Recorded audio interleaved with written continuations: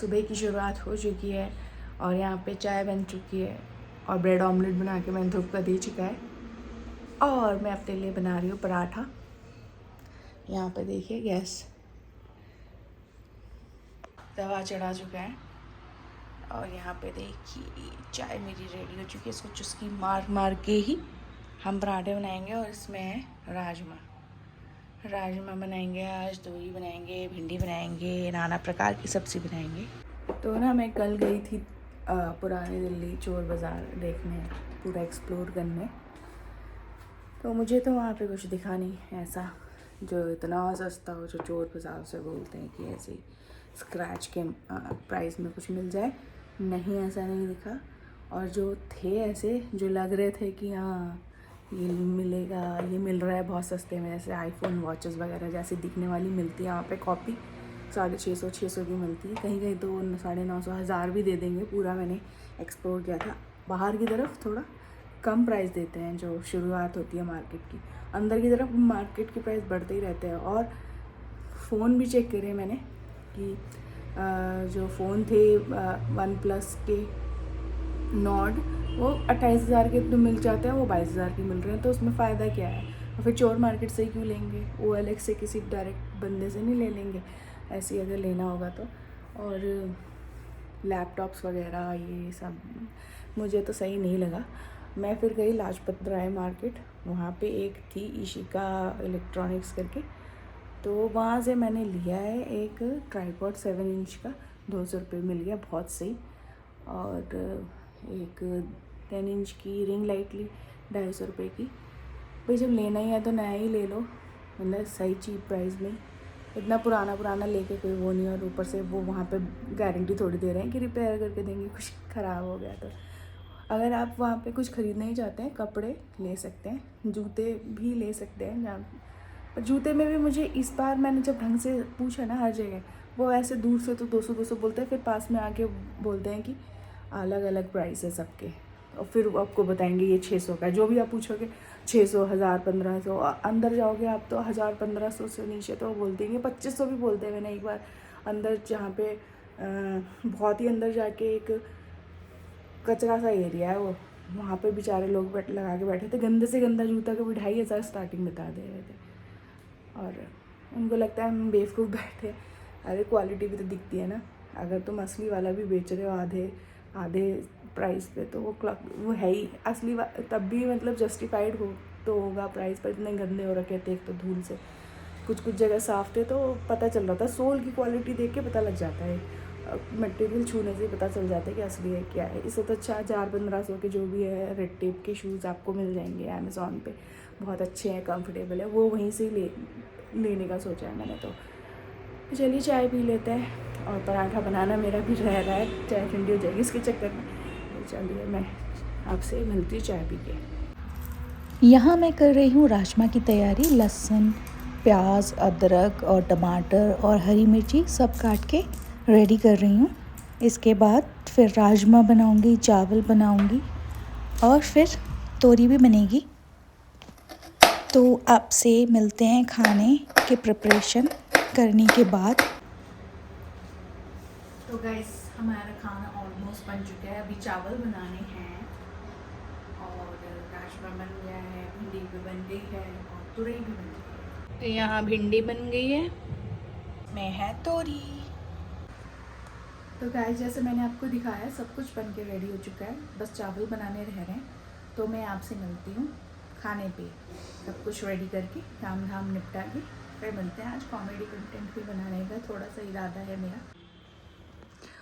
और ये देखिए हमारा खाना रेडी हो चुका है। ये राजमा, ये भिंडी और तोरी तो मैं नहीं खाऊंगी, मेरे को नहीं पसंद ज़्यादा।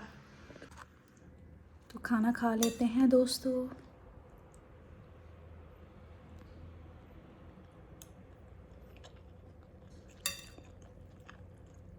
राजमा तो अच्छा बनेगा। तो खाना खा के आपसे मिलते हैं बाद में। खाना वाना हो गया डन, और अब मैं करूँगी अपने काम। थोड़ा सा आज देखती हूँ, कॉमेडी मैं बनाती थी टिकटॉक डेज़ में, आज देखती हूँ। वो तो मतलब बहुत टाइम हो गया है, 5-6 साल। आज देखती हूँ बना पाती हूँ कि नहीं, देखती हूँ कैसा बना पाती हूँ। चलिए, चाय बन के आ गई है, रेडी हो चुकी है। और चाय पी के ना आजकल सुकून मिलता है। मतलब ठंड में जो चाय है वो सुकून का काम करती है। हाँ, जैसे ठंड में गन्ने का जूस, क्या बोलती रहती हूँ मैं, गर्मी में गन्ने का जूस। कभी भी आप गर्मी में कहीं जाते हैं ना, तो जगह जगह आपने देखे होंगे कि वो गन्ने के जूस वाले लगे रहते हैं। और वो जो मतलब गर्मी होती है ना एक्सट्रीम, उसमें आपको उसका इतना मन करता है। हम तो कभी गर्मी में बाहर जैसे कहीं जाते हैं ना, 2-4 बार उसको पी लेती हूँ मैं। ऐसे ही ठंड में चाय का काम करती है। तो जब भी ठंड आती है, एक्सट्रीम ठंड होती है, उस दिन तो 2-3 बार होता है। और ऐसा मतलब पी तो लेते 3-4 बार, उसके बाद भी ऐसा लगता है, मन करता है कि फिर बना ले, फिर बना ले, फिर बना ले। अपने आप को रोकना पड़ता है, वैसी मोटी हो रही हूँ, है ना। मेरी कमर का कमरा हो रहा से। चलिए, चाय पी के अपने काम ख़त्म करती हूँ पहले मैं, फिर देखते हैं क्या करना है। Sleeping time. खाना वाना जो दोपहर में बना हुआ था वही मैंने खाया है आज। और एक ओरियो आइसक्रीम भी खाई है मोटापा बढ़ाने के लिए। क्या ही कर सकते हैं। कल पता नहीं पुरानी दिल्ली से आते हुए ये हाथ मेरा इतना, मतलब जब मैं निकल रही थी 5:30 बजे के आसपास वहाँ, तभी ये दर्द होना शुरू किया मेरा इधर, मतलब एल्बो के जस्ट ये स्टार्टिंग में ही मसल। आज तक मतलब क्या अभी तक दर्द हो ही रहा है। ऐसा लग रहा है पता नहीं कुछ खिंच गया है या कुछ लिगमेंट सा थोड़ा छिड़ गया है, कुछ तो हुआ है। टांगों में भी दर्द हो रहा था। तो बस कल गए थे पुरानी दिल्ली। अच्छा डिसीजन था मेरा कि स्कूटी से ना जाना, क्योंकि कल भी ठंड बहुत थी, जैसा कि लोग बता रहे हैं जो घर में थे।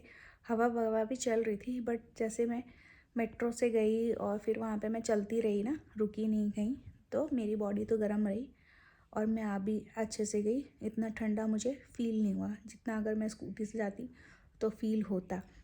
मतलब जैकेट वैकेट अगर अच्छे से भी लगा के जाओ ना, तो यहाँ से मेरी जैकेट यहाँ तक ऐसे आ जाती है, उसको लगाओ फिर वो हवा से यूँ दब जाती है, यहाँ से अंदर से फिर हवा घुसती है, सर से हवा घुसती है, हर जगह से हवा ही घुसती रहती है ना। तो हवा जो घुसती रहती है ना आधे घंटे तक, 1 घंटे तक, जब तक आप स्कूटी चला रहे हो, वही नुकसान देती है मेरे को।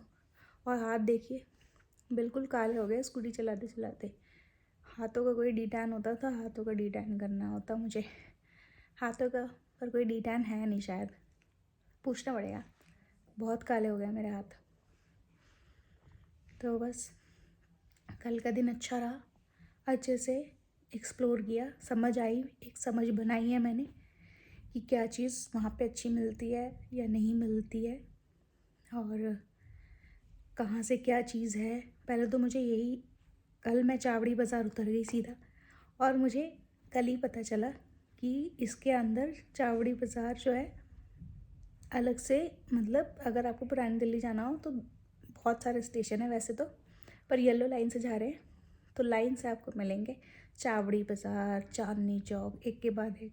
मगर मतलब आपको सीसगंज जाना है गुरुद्वारे की तरफ से तो आप चांदनी चौक जाएं। अगर आपको शॉपिंग पर्पस से जा रहे हैं, कुछ माल थोक का ख़रीदने, तो चावड़ी बाज़ार है। चांदनी चौक से पहले चावड़ी बाज़ार का मेट्रो स्टेशन है, बल्ली मारान पे वो निकलता है। और वहाँ पे स्टार्टिंग में ये गोलगप्पे वाले थे, चाट वगैरह जो बनाते थे, तो वहाँ पे बहुत भीड़ लगी हुई थी, जिसको देख के फिर मैंने भी गोलगप्पा ट्राई करना चाहा, क्योंकि सुबह सुबह जाते ही तो कुछ ऐसे खाना खा लूँगी तो फिर मैं फूड क्या और क्या खाऊँगी, जो कि वहाँ की स्पेशलिटी है। तो गोलगप्पे खाए पर पानी इतना अच्छा नहीं लगा मुझे, तो वहाँ का अवॉइड ही कीजिएगा, क्योंकि मेरे को तो अच्छा लगा नहीं। बाकी कुछ अच्छा हो तो, क्योंकि मेरे को मतलब ऐसा माना जाता है जहाँ का गोलगप्पा अगर आप खाओ और वहाँ का पानी ना सही हो तो बाकी की चीज़ें वो सही नहीं बना सकता, ऐसा है मान्यता। और मैंने ट्राई भी किया हुआ ये। और उसके बाद मैंने एक रिक्शा पकड़ा था, रिक्शा पकड़ के मैं गई नई सड़क की तरफ। और मैं इतनी बेवकूफ़ थी, मतलब मुझे अगर पहले ही डिसाइडेड, माइंड क्लैरिटी के साथ जाना चाहिए हर जगह जाओ तो। क्लैरिटी थी नहीं, पहले ही क्या था कि हाँ सीसगंज से स्टार्ट करेंगे क्योंकि वहाँ वेजिटेरियन खाना उस साइड ही ज़्यादा मिलता है, फेमस था। फिर वहाँ जाके पहुँच के याद आया चलो लाल किला चल लेते हैं। लाल किला की तरफ बढ़ ही रही थी, फिर मैंने बोला लाल किला तो कभी भी आ सकते हैं, आज संडे, आज ज़्यादा और भीड़ होगी यहाँ पे, चलो चोर बाज़ार ही देख के आते हैं, क्योंकि चोर बाज़ार तो संडे को ही लगता है, उसके अलावा किसी दिन आके अपनी देख सकते। तो फिर चोर बाज़ार गई, फिर चोर बाज़ार गई, जाने के बाद वापस आई और फिर दोबारा से सीसगंज से लाजपत राय मार्केट गई, वहाँ पे अच्छे से मैंने देखा खाने पीने की चीज़ें। उसके बाद फिर घर आई, उसमें भी क्योंकि मैं मेट्रो से गई थी, स्कूटी से नहीं, तो वो 5:30 बजे निकल गई थी। और अगर आप नॉन वेज खाना चाहते हैं तो मैंने बताई था आपको अपनी वीडियो में कि अगर आप नॉन वेज खाना चाहते हैं, स्पेशली नॉन वेज खाने के लिए आए हैं पुरानी दिल्ली, तो सीसगंज वगैरह वहाँ पे रिलीजियस प्लेस है, वहाँ पे ज़्यादा आपको नॉन वेज का नहीं मिलेगा ढूंढने से ढंग से। तो अच्छा अगर खाना है नॉन वेज पुरानी दिल्ली स्टाइल खाना है तो जामा मस्जिद पे उतरिएगा। जामा मस्जिद गेट नंबर 2 है या 4 है, दो जो है गेट नंबर वो सिर्फ सीधा चोर बाज़ार के अंदर निकलता है, और 4 जो है गेट नंबर वो बस स्टैंड की तरफ आगे की तरफ निकलता है।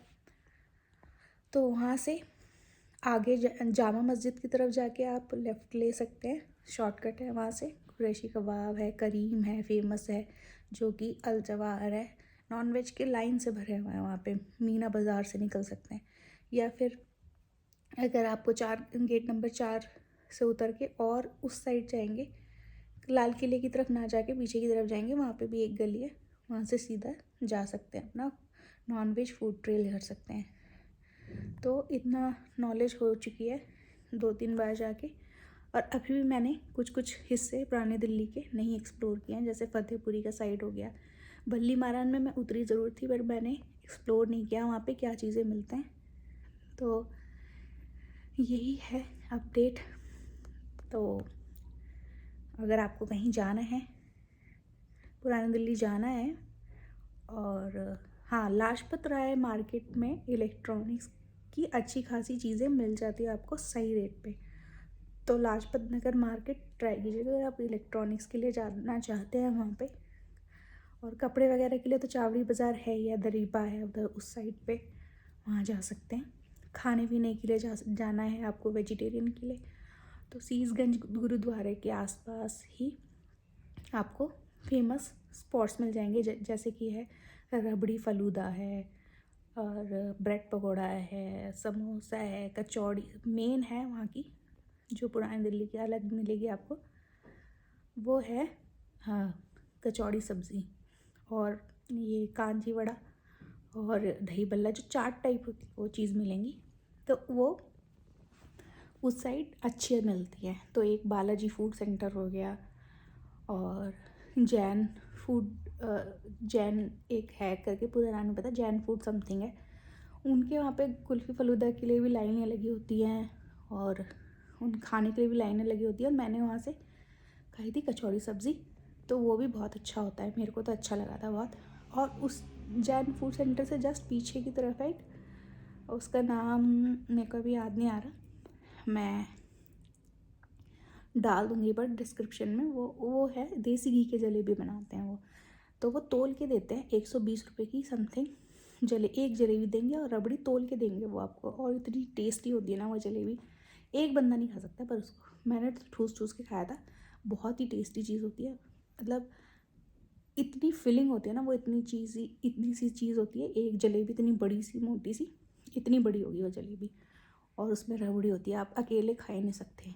टेस्टी लगेगी आपको, बट आपका ऐसा लगेगा अब नहीं, मेरी हद हो चुकी है इसको खाते हुए, क्योंकि मीठा इतना ज़्यादा कोई नहीं खा सकता मेरे हिसाब से। तो बस इतना ही था, इतनी जानकारी आपसे शेयर करनी थी। बाकी फिर मिलते हैं कल। आपको अगर वीडियो अच्छी लगी तो वीडियो को लाइक करना, चैनल को सब्सक्राइब करना, और बेल आइकन दबा देना। Thank you.